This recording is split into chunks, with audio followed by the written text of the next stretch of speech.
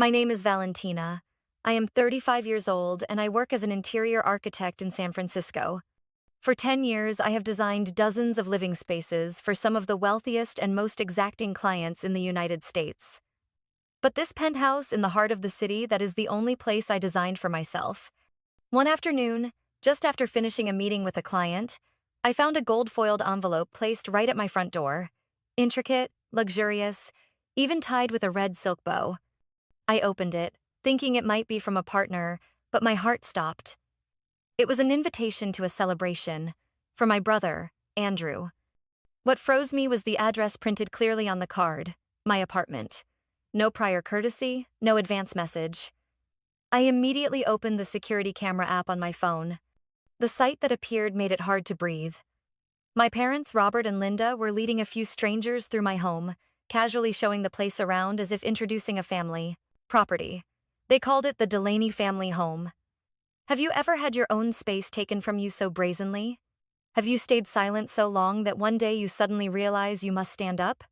If you have felt dismissed, had your effort taken away, or been treated like a tool by your own family, please leave a comment below.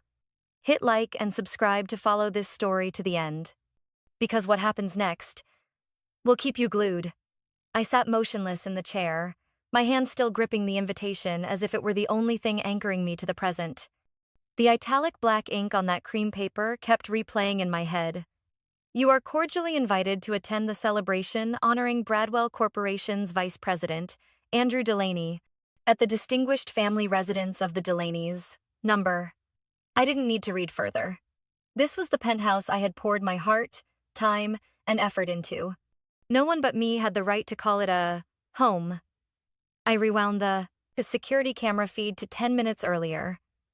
My father wore a gray pinstriped suit, posture proud, gesturing toward the balcony as though it were a property he had bought to gift someone. My mother stood beside him, her blonde hair carefully styled, constantly smiling and nodding at the strangers who marveled at the light flooding the room. I stared at the screen, and my anger dissolved into emptiness. We chose this place because it reflects our family's status, I could clearly hear my mother say over the microphone. Andrew needs a place befitting this milestone. And just like that, everything I had created for myself, each design line, every light angle I adjusted through long nights was suddenly labeled a platform for the child they always prided themselves on. I was born into an idealized family admired by those around us. My father is a seasoned attorney, an honorary member of the governing board of one of San Francisco's oldest law firms. My mother is a former university lecturer who now spends her time at tea gatherings, charity groups, and social cocktail events. And Andrew, the golden son, the brother I used to carry in my arms, has been the family star since he was little. He was always sheltered, praised, and pampered like an investment expected to yield high returns. And me? I was the daughter with an eye for aesthetics but not practical sense, the one who refused to study law and declined the path laid out for me. I chose interior design and moved out on my own at 21, starting with tiny studios, small contracts, and no one in the family believing I would make it. For years, I never received a sincere congratulation from them, even when I graced the cover of a leading design magazine. My mother would smile and say, "That's nice. But you should think about long-term stability, maybe advise a firm, or better yet, work for your father as an assistant." I learned to swallow disappointment, to build a tough exterior, and to keep working. But what I cannot accept is that this house, the only space I built and decorated myself, the place where I felt free and safe, would be used as the backdrop for their uninvited boasting. I opened my contacts and scrolled to the name Mom. I had called her a few days earlier, telling her I needed quiet for a few weeks to finish a project for an Italian couple who wanted to restore an old villa in Napa. She had nodded and said, "Yes, focus on your work." Yet while I buried myself in design schematics and color boards, they had been quietly planning, sending invitations, booking services, and picking dates. No consultation, no respect. I switched to my calendar tab and checked the event date. Next Saturday. 1 week. In just 1 week, they would welcome more than 100 people into my home and call it the symbol of the family's success. A chime from the security system sounded someone had just entered the lobby. I opened the camera. It was Andrew. He wore a navy blue shirt, sunglasses, and held a coffee cup from his favorite shop. I zoomed in. Andrew stood in the living room, shrugging to a young woman in a suit, likely an event coordinator. "Just imagine this as his home," Andrew said, his voice carrying clearly on the audio system. "If there's anything to tweak, tell them. My sister won't mind." I closed the camera. It felt like the air had been drained out of me. I rose, crossed the kitchen, and automatically started the coffee maker, though caffeine was the last thing I needed right then. I needed clarity. I needed a plan. Until now, I had always given in, played the dutiful daughter, kept silent when I was pushed aside, smiled when I was criticized, but not anymore. This apartment is mine, not a family emblem, not Andrew's stage. I opened my laptop and went to the real estate documents folder. I had carefully kept every receipt, every transaction, every document proving ownership. Every piece of furniture, every fixture had been purchased from my company account, with money I earned through long nights and major projects. No one at home ever asked me, "How did you manage to buy this place?" Because to them, my existence only mattered insofar as it served their image. I remembered the night Andrew was hired at Bradwell. My mother popped champagne. My father made a speech as if it were a holiday. When I mentioned I had just signed a contract to renovate a resort in Santa Barbara, they nodded and then shifted the topic to Andrew's engagement plans. This house is everything I built without any of them, and now, precisely because of that, they want to turn it into theirs. I looked around. The space was still calm. The afternoon light filtered through the silk drapes I ordered from Italy. Reflecting off the painting hung center stage in the living room, an abstract piece by an unknown artist I met at a small show in Portland. I chose it because it represented inner conflict. Bold red and black forms interlocking like conversations left unsaid in my family. Then my phone rang. It was my mother. I watched it flash on the table. I didn't answer. I was no longer the obedient daughter they could arrange. I let the phone ring until it stopped, but a few seconds later it rang again. Still my mother. No text, no voicemail. She was never the first to apologize. I hit redial and took a deep breath as the line picked up. "Valentina, I was just about to message you," she said, her voice light as if I had accidentally interrupted her tea. "I just wanted to check if you could tidy up the living room on Saturday before the decorators arrive. The oak table looks heavy. I think leaving it bare will suit the light better." "You mean, my apartment?" I kept my voice even. "Don't make a fuss," my mother replied with that familiar, languid tone. "We are family. Families share. That apartment, it's the face of our household in the city. And this party is for Andrew. You should be glad your place can contribute to your brother's big event." I leaned back slowly in the chair. Wouldn't it have been better to ask me before deciding? "Valentina." She elongated my name as if speaking to a child. "We raised you, we taught you. If it weren't for the family foundation, could you have purchased that place? I don't want you to get so caught up in your ego that you forget the family bond." I gripped the phone. No one in the family ever asked where I got the money to buy it. Or how I worked, the sacrifices I made to build my company. A very short silence. Then she said, more slowly, "You're headstrong. But at least you've done something worthwhile. Now it's time to give a little back to the family. Give back." Those two words cut small but deep. "So my house is now a shared reward?" "Don't be dramatic," she sighed. "You always think everyone is against you. But this is an important event. Your name is listed as a host. Isn't that enough?" I hung up without answering further. A message arrived immediately from Andrew. "Andrew, why did you call Mom? You're making her worry. This is my event. You should be proud your place is classy enough to be the backdrop for my success." "Proud?" I tilted my head back to the cream ceiling, where the custom chandelier I had commissioned from an artisan in Vermont hung. Each blown glass sphere caught the light, creating the feeling of a small sky inside the room. I chose it after winning the commission to redesign the lobby at the Harper and Gray Hotel, a milestone no one in my family mentioned. My mother used to call it that odd lamp. I scrolled through my phone album to 5 years ago. There was a photo of Andrew and me at my graduation the day I defended my master's thesis in residential design at UCLA. I remember, After the ceremony, my father shook Andrew's hand and said, "Son, if you hadn't come with me today, I might have dozed off." I laughed then, as if his remark were harmless. Later, when I was named among 30 influential female designers under 35 in the Western United States, my mother texted, "Congratulations. Don't forget to pick a modest dress if you're invited on stage." I had grown used to their lack of recognition, always waiting for the moment they'd try to shape me into the model they wanted. I grew up in a home where praise was reserved for what fit their definition of stability. Andrew gets a law scholarship? Wonderful. Andrew lands the job at Bradwell? So proud. I open my interior design firm? Fine, as long as you don't go bankrupt. They often use the phrase, thinking outside the box, to describe me, but not in a positive way. To them, everything I did was different. I used to think that if I kept doing well, if I did well enough, they would change how they saw me. But it seems the more successful I became, the more I was treated like an excuse they could present as the poster child and then deny the real me. I wasn't angry because they were planning a party in my home. I was furious because they didn't regard me as a person with the right to decide. My phone rang. An unknown number. I hesitated, then answered. "Hello, Miss Valentina?"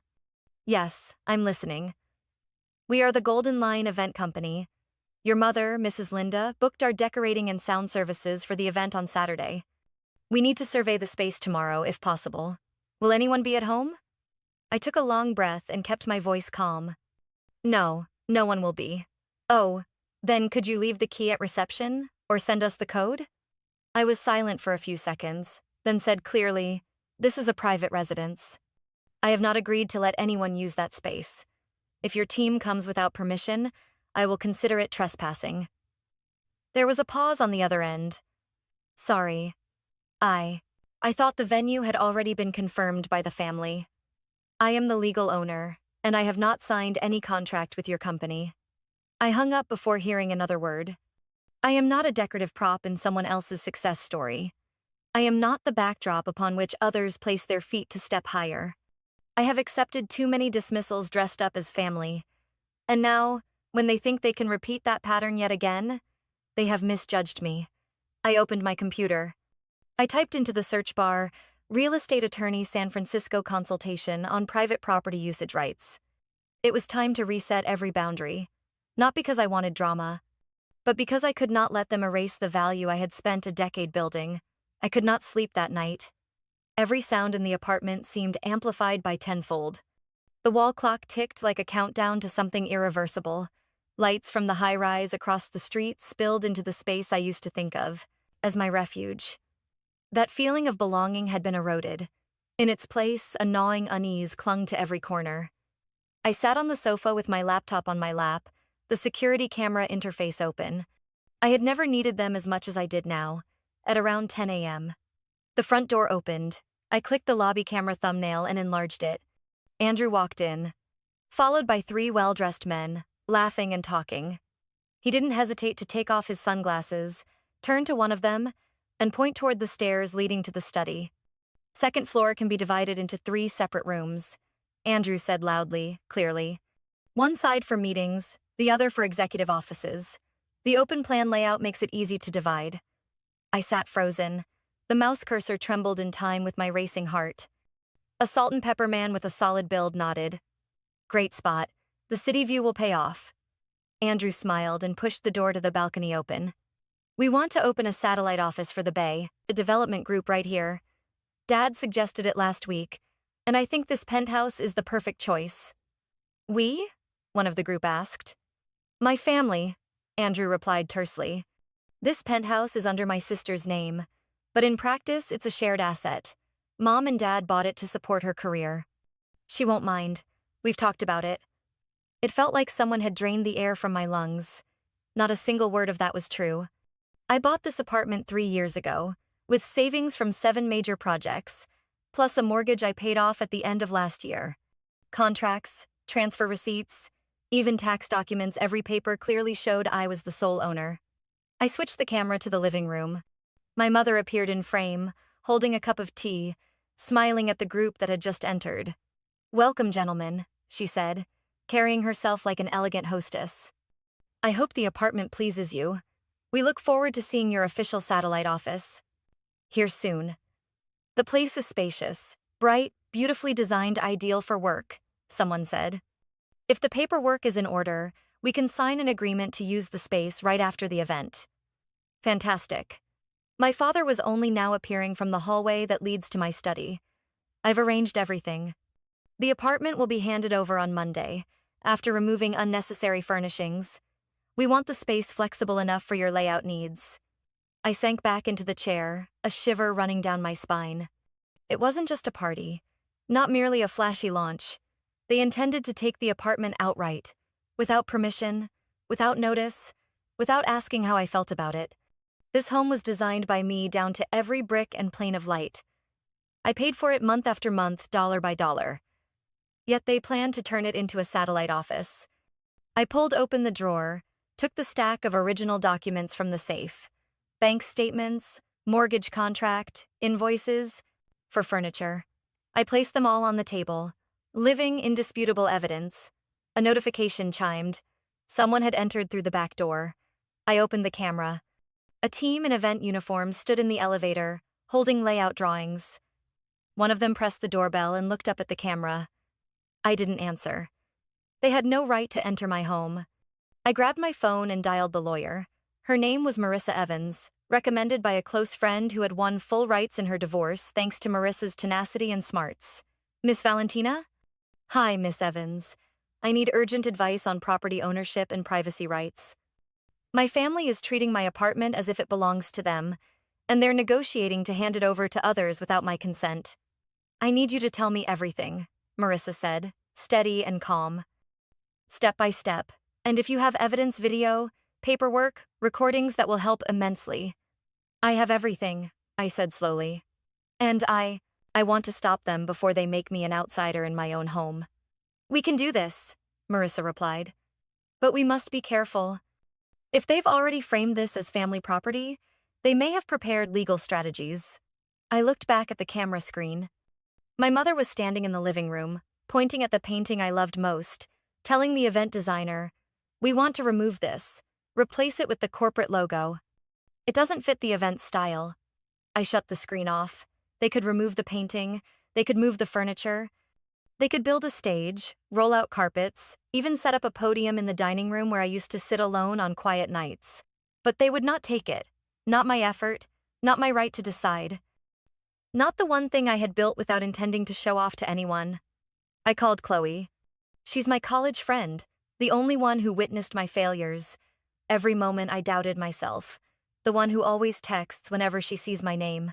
In the paper, proud of you. Val? Chloe, I need real advice, not small talk. You called the right person, she said. They're not just hosting the party in my apartment, Chloe. They plan to turn it into an office. They're negotiating like I don't exist. A few seconds of silence, then Chloe said slowly and firmly, "Do you still have the purchase contract? The payment records? Photos of the projects you completed to buy the apartment?" "All on the table," I answered. "Then they have nothing but words. And if you let them get away with it, you'll always be the blurred backdrop behind Andrew. But if you stand up, I don't want to make a scene." "Valentina." Her voice hardened. "They made it a scene first. What they don't expect is that you can reply in kind." I looked down at the legal pages, the numbers I had painstakingly saved month after month. Then I looked up at the house that had once been my refuge. I had no choice but to step out of the role of the good daughter they wanted to keep me in forever. I sat by the floor-to-ceiling window, afternoon light laying across the room like a thin veil. The city below hustled on as usual, cars moving, people on separate trajectories. Yet inside this home, everything felt slowed, as if my life had turned onto a road I never chose. Chloe arrived around 5 p.m., carrying 2 cappuccinos and a bag of butter cookies from her favorite bakery. She set the bag on the table, took off her scarf, and sat across from me, her eyes scanning the room before resting on the open laptop. "I could read your face from the door," Chloe said, voice low and even. "How bad is it?" "Worse than I thought," I answered. "Andrew brought partners here and brazenly claimed the apartment is family-owned. Dad promised after the party they'd hand over the space to open an office." Chloe did not reply right away. She carefully lifted the lid of her coffee cup and stirred slowly, as if weighing each word. I knew she wasn't the impulsive type. As a freelance reporter writing for financial and social outlets, Chloe had long been practiced at reading the smallest signs to capture a bigger story. Val, I was going to keep this to myself, she said, looking up at me with an unusually serious expression. But I can't anymore. I looked at her and waited. Last week, I followed a networking event put on by the City Business Association at a rooftop restaurant in the marina. Nearly all the notable faces from the legal, real estate, and investment communities in San Francisco were there. I nodded slightly, a bad feeling rising in my chest. Robert, your father was there too.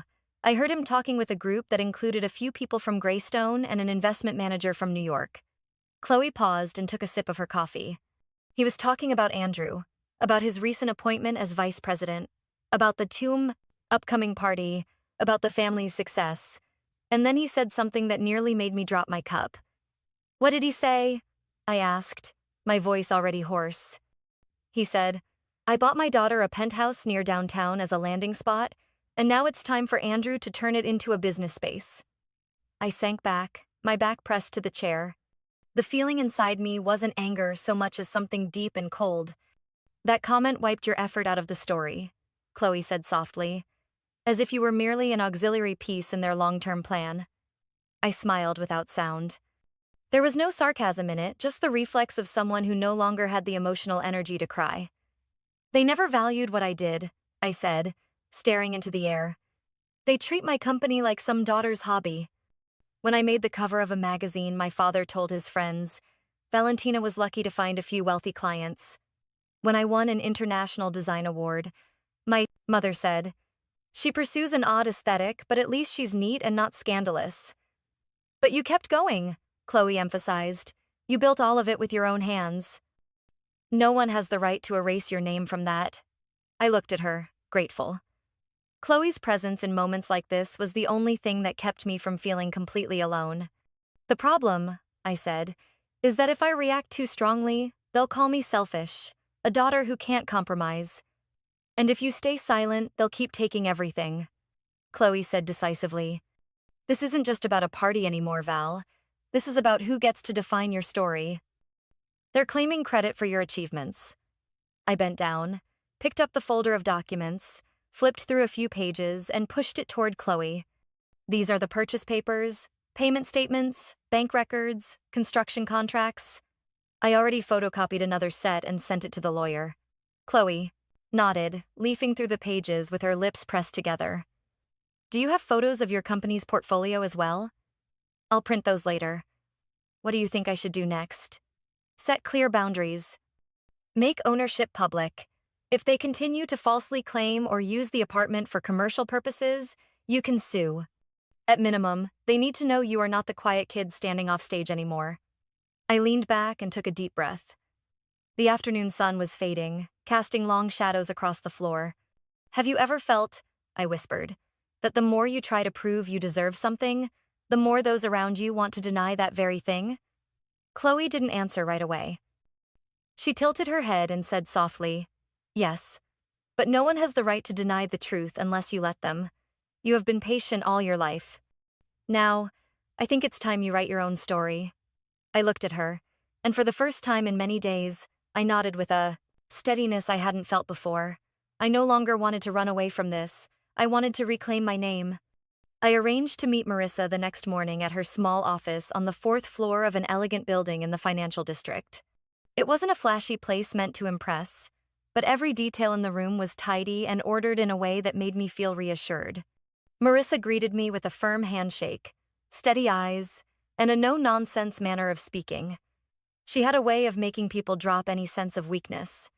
I handed her the packet of documents I had prepared the night before: deed papers, bank statements, transfer contracts, invoices for the interior work.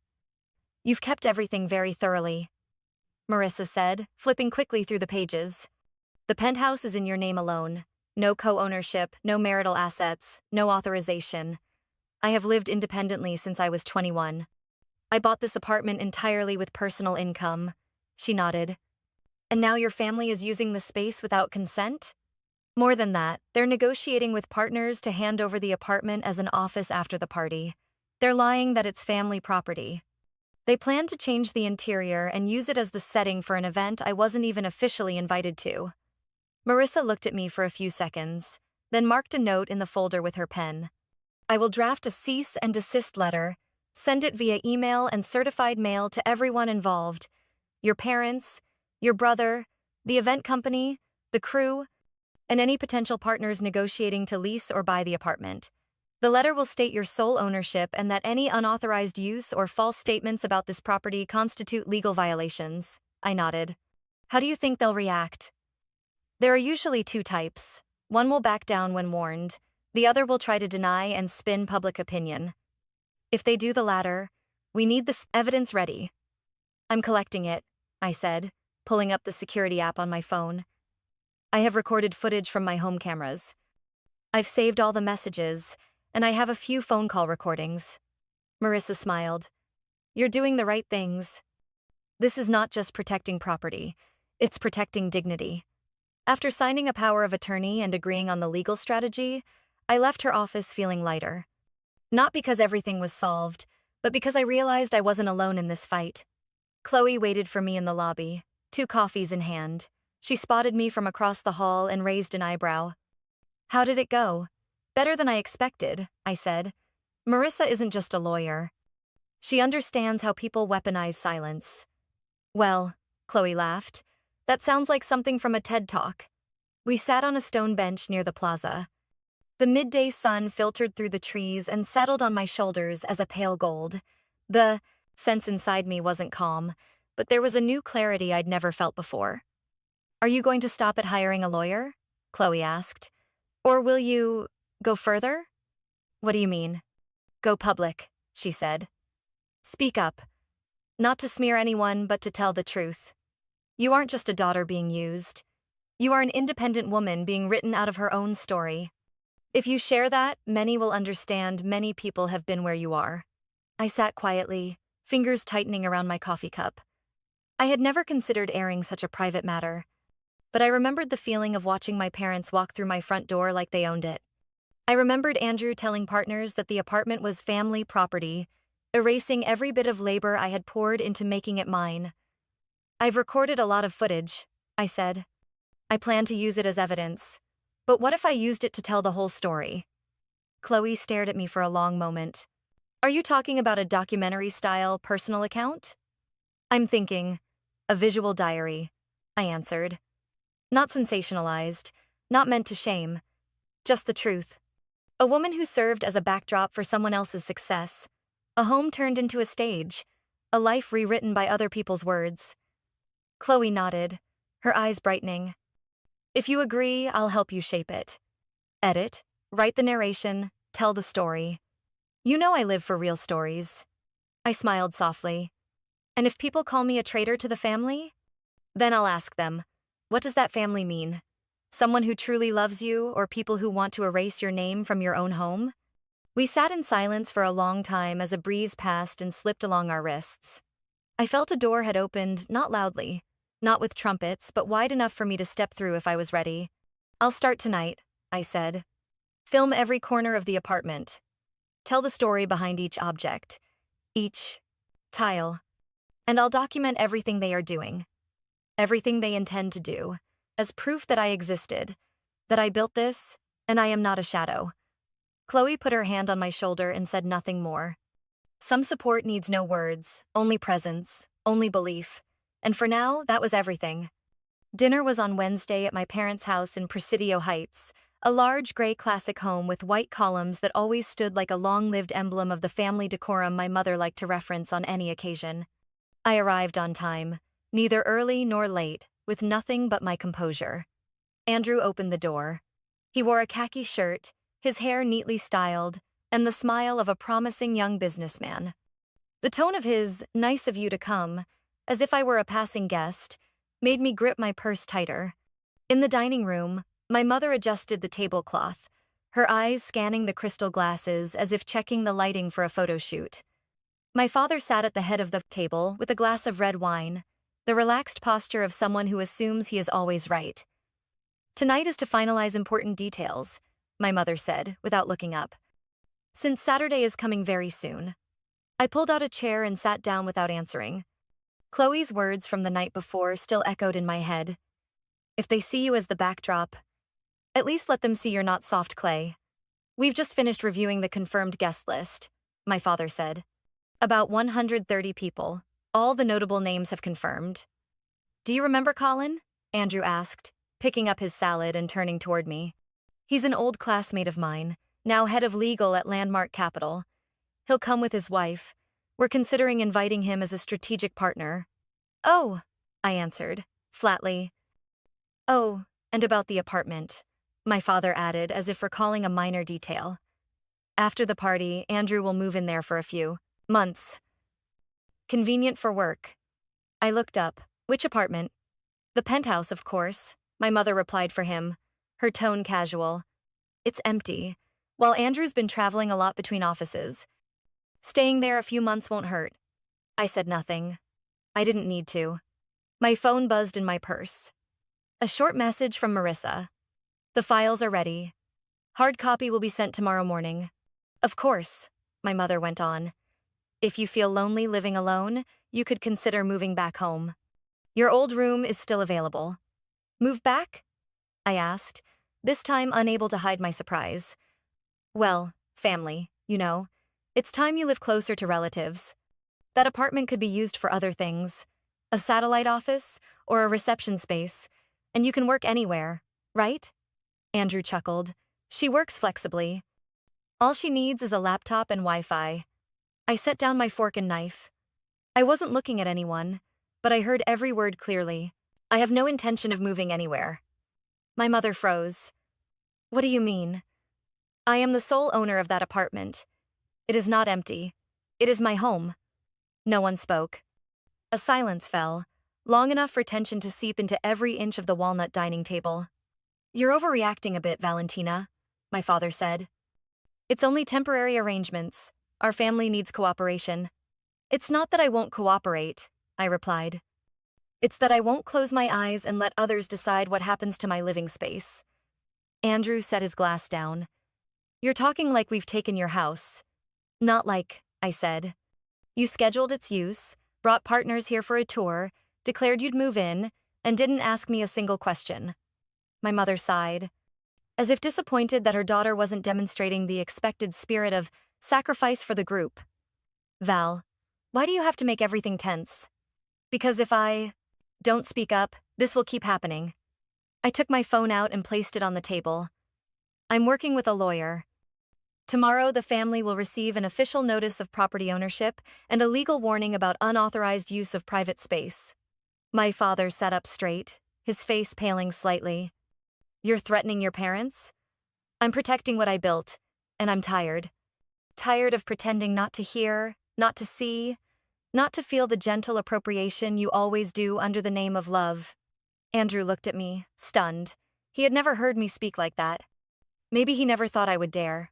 Valentina, my mother said softly, a wind-like tone without any sweetness left. Are you choosing to separate yourself from the family? I looked at her. No. I'm choosing not to lose myself. Silence fell again, but now it was not the air of confrontation. It was the distance between people who had assumed they knew each other, only to realize, over many years, they had never really looked. My phone buzzed once more. Chloe. Camera caught them taking down the painting in the living room. I've saved it to the drive. Send me a note when you want the link. I looked at the screen, then slid the phone back into my bag. Dinner continued around roast beef and red wine, but the flavor of the evening had changed. No one mentioned the plan again. No one spoke further about the apartment, the party, or the guests. Maybe they realized I was no longer the daughter who avoided conflict, who let titles or expectations define her. And in that moment, I felt I had begun to inhabit my own space, the boundary I had just set between right and compromise. On Saturday morning, I woke earlier than usual. The sky outside was a clear, rare San Francisco blue, no wind, no fog, but not too harsh. The apartment was quiet, as if it, too, was waiting to see what would happen. I brewed a pot of tea and set it on the small table by the window, then opened my laptop. I had had the security system updated 3 days earlier, after hiring a technician to replace everything: door locks, the chime, motion sensors, even the elevator key code. No one but me had access. From the upper floors, I could see black cars gliding along the private drive toward the building. A Bentley, 2 Mercedes, a few luxury SUVs. As expected, today's event was not merely an engagement party or a work celebration. For my parents, it was an opportunity to display status. I wasn't there in person, but I watched everything. At a rooftop cafe a few blocks away, I sat at a table by the railing with my laptop open and my phone in hand, eyes fixed on the camera feed. Beside me, Chloe wore sunglasses and a jacket slung over her shoulders, slowly stirring her iced coffee. "Are you sure you want to watch from the start?" she asked. "I don't want to miss a second," I replied. On screen, the building's entrance had opened. A team in black uniforms was setting out a welcome board and large floral arrangements wrapped in gold ribbons. The sign read in ornate lettering, "Congratulations, Andrew Delaney. A new beginning, a new position, a new chapter of success." My father appeared first, in a dark gray suit with a silk navy tie and shoes polished to perfection. My mother followed in an ivory gown and carefully applied makeup, adjusting her pearl necklace as she stood outside the apartment with a practiced smile. Andrew emerged from the elevator, phone in hand, shaking hands with guests as they began to arrive. They posed for photos at the door as if they had just entered a place that belonged to them. An event staffer approached and handed a key to my father. He inserted it into the lock as if everything were going according to plan. But the key didn't turn. He tried again. Still nothing. My mother tilted her head, frowning. Andrew stepped forward, his face tightening. Another staffer presented an access card. They tried 3 times. The door remained locked. Chloe raised an eyebrow. "It's starting." On the screen, I saw my father dialing frantically, his face flushing. My mother forced her smile, but her lips twitched. Andrew whispered fiercely to a man in a tux, then pulled out his phone. A group of arriving guests began to murmur. An older woman with white hair in a bun asked loudly, "Why haven't they opened the door? I thought this was their home?" A man, possibly an investment partner, said to the person next to him, "I heard Mr. Robert gifted this place to his son as a private office." A woman in a purple dress chimed in, "The key doesn't work? Didn't they check beforehand?"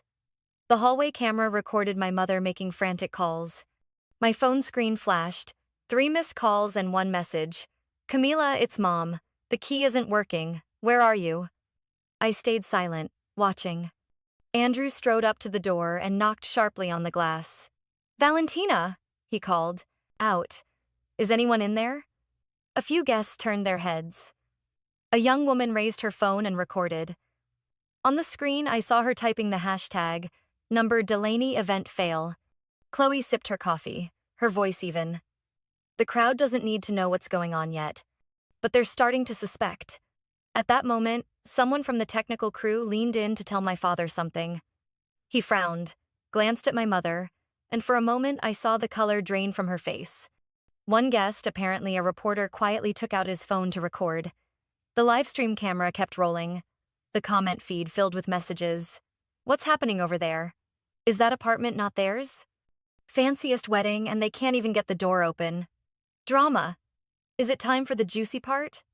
Chloe asked. I nodded slightly. The door camera captured Andrew shouting into his phone.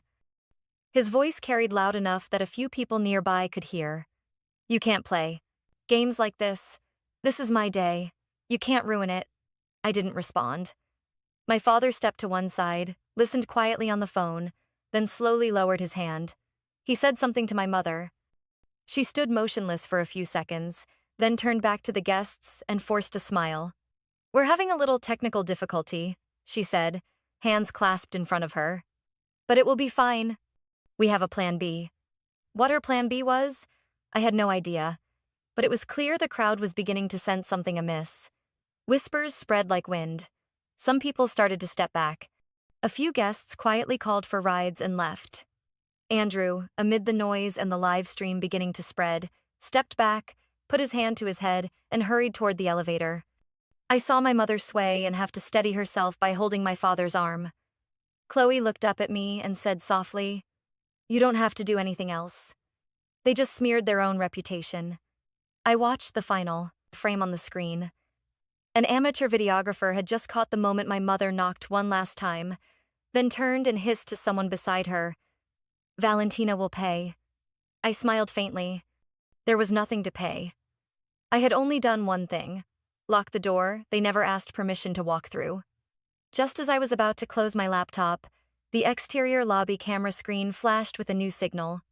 A team of technicians were setting up the sound system in front of the building, preparing the background music for the opening speech. A white backdrop with gilded lettering, "A new beginning, a new vision, the Delaney family celebrates Andrew," was raised in the middle of the lobby.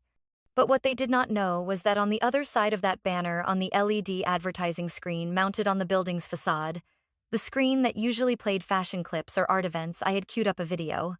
Chloe glanced at her watch, then turned to me. "Is it time?" I nodded, opened the remote control app with my hand, and pressed play. The LED shifted from white to black. A still frame appeared, the angle from the camera mounted on the ceiling of my living room.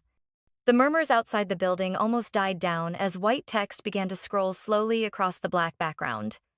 When the truth is warped, beautiful images lose their meaning. Then the footage began.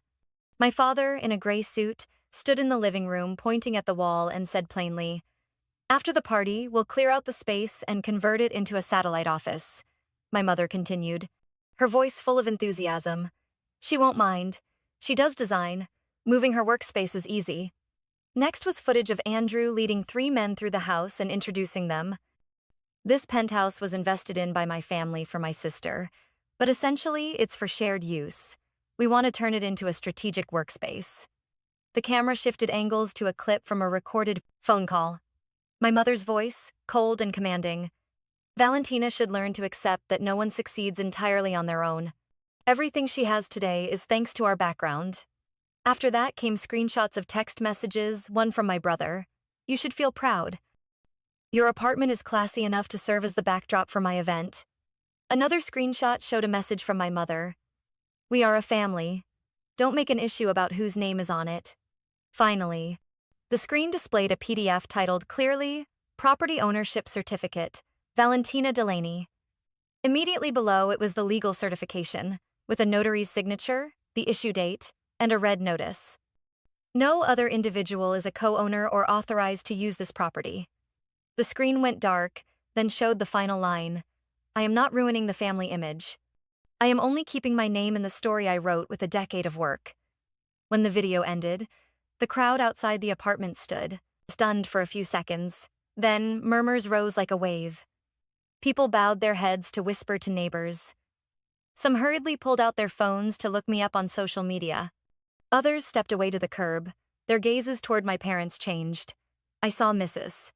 Garrett, the mother of Andrew's fiancé, who had been introduced as a philanthropic investor, speaking quietly with a woman in a white dress nearby.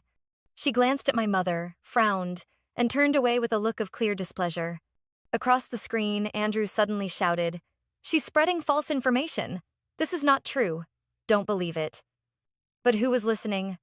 A cameraman swept his lens to my father's face, and in that moment I saw him take one step back, his expression unmoored.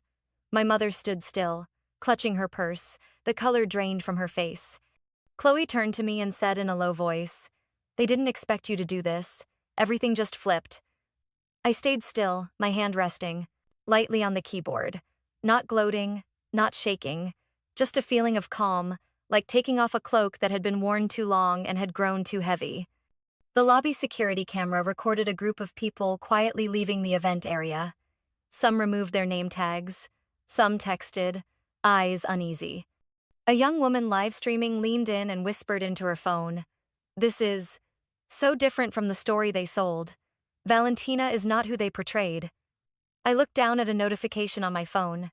Marissa had just texted, "The video has been backed up to 3 platforms. If they sue, we are ready." Chloe touched my hand gently. "You just did something few people dare to do. Not for revenge. To remind people everyone has limits. Honor isn't something you hand out like a souvenir." I nodded. On the screen, the glass doors remained closed. No one dared knock anymore. No one stood waiting for a miracle. Everything was clear now. No door would open for those who crossed boundaries without asking. News spread faster than I expected. Less than 12 hours after the video played on the LED in front of the apartment, my name began appearing across social platforms not as Andrew's eccentric sister, but as the central figure in a story being shared across forums. Valentina Delaney, the woman, defending her living space from appropriation by her own family. Online outlets ran stories through the night, and short clips of the chaos at the lobby were shared thousands of times within hours. A trade magazine published a snide headline: "From Dream Penthouse to Public Fall, the Delaney family faces a backlash." I read each line with a strange emotion. Not triumph, not bitterness.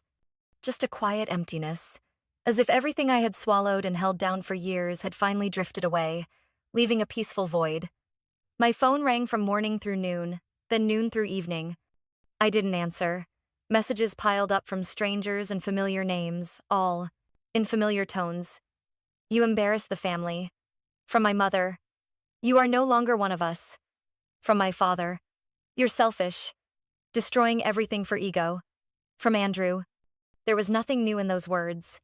The only difference was that this time I did not feel hurt. I had anticipated these reactions, heard them in my head 100 times before they were spoken. And that realization made me understand that pain doesn't come from the words themselves, but from the expectations you placed on the speaker. I sat by the window and watched the city light up in warm streetlight hues.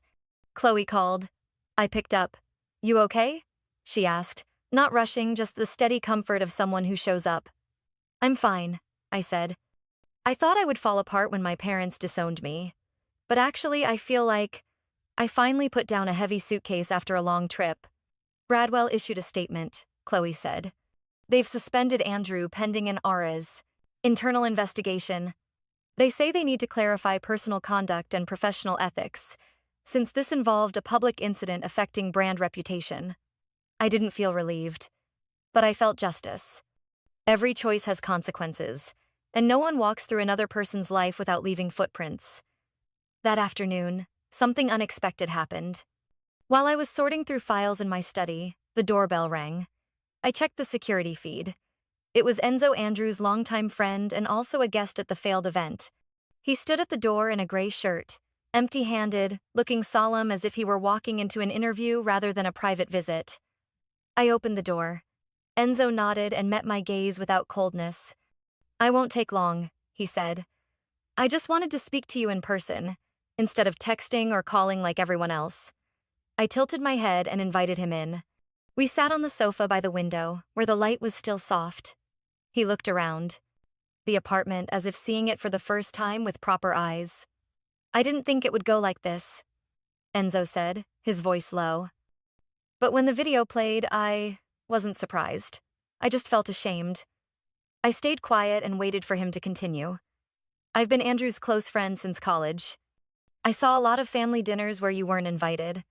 Many times your parents mentioned you as someone a bit different, who needed to be redirected. I thought at first it was their way of teasing. But over time I realized they weren't joking."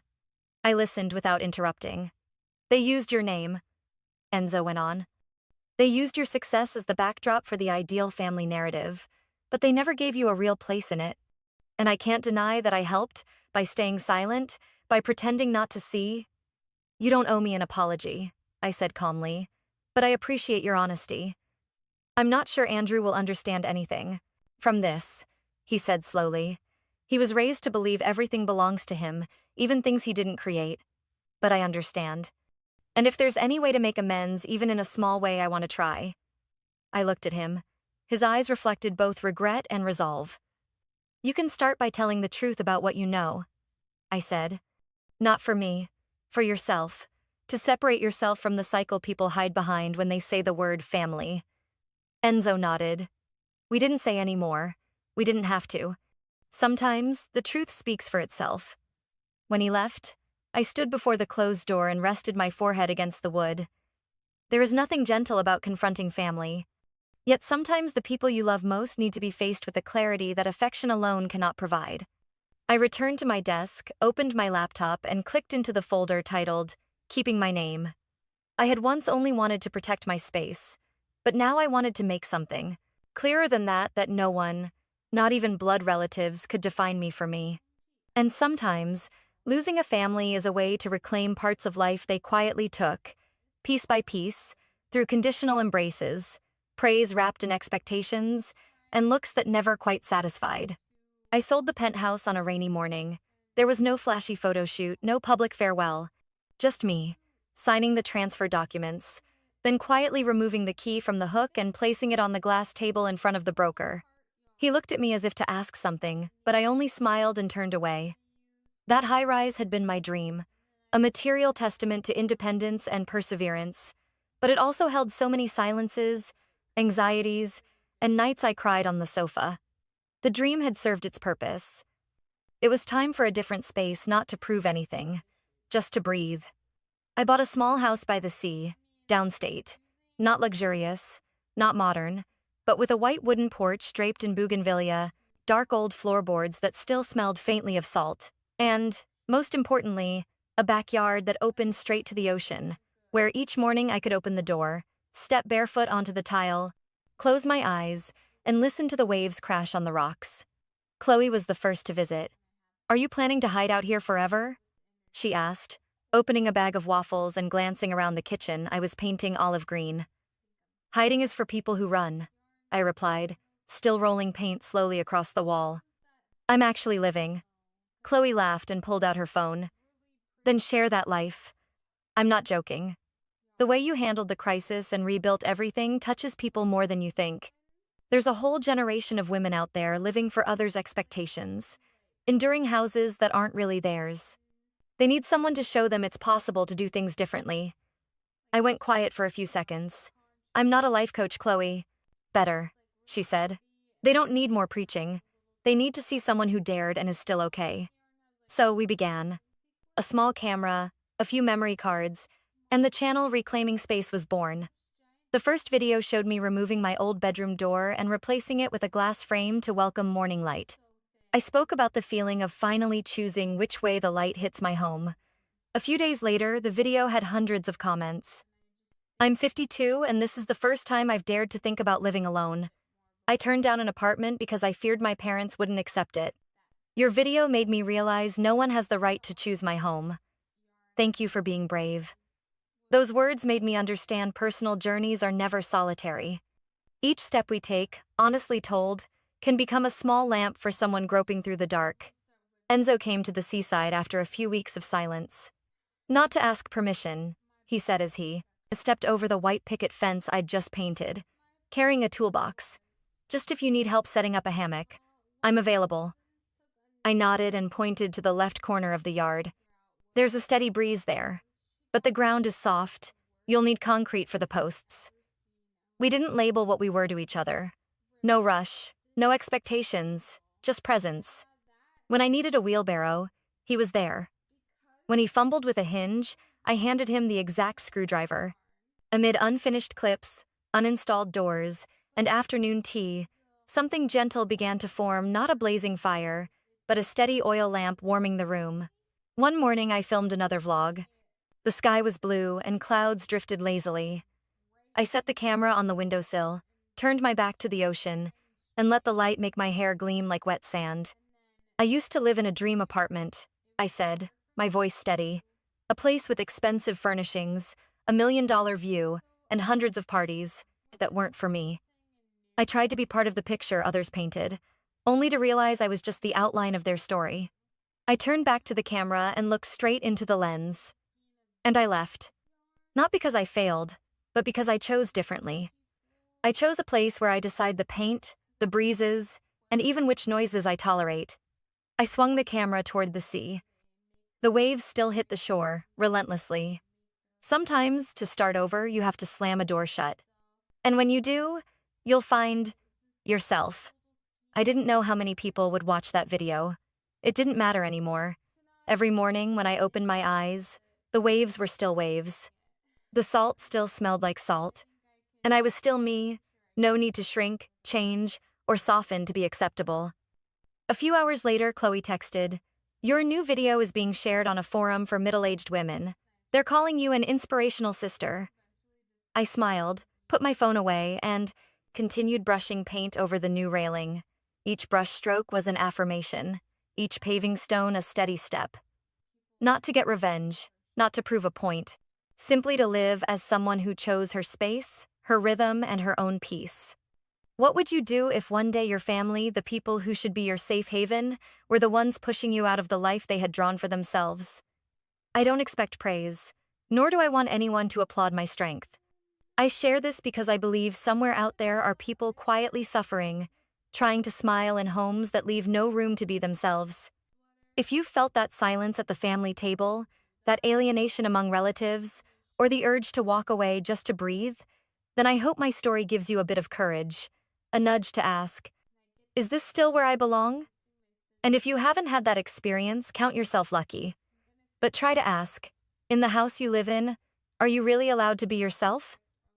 Thank you for taking the time to follow this story. If you have thoughts, experiences, or secrets to share, leave a comment below. I will listen like someone who once desperately needed a place to be heard. And if you care about other stories about family, about painful but necessary choices to reclaim oneself, please subscribe. I will keep telling not just my story, but the stories of many who are quietly being reborn in their own lives.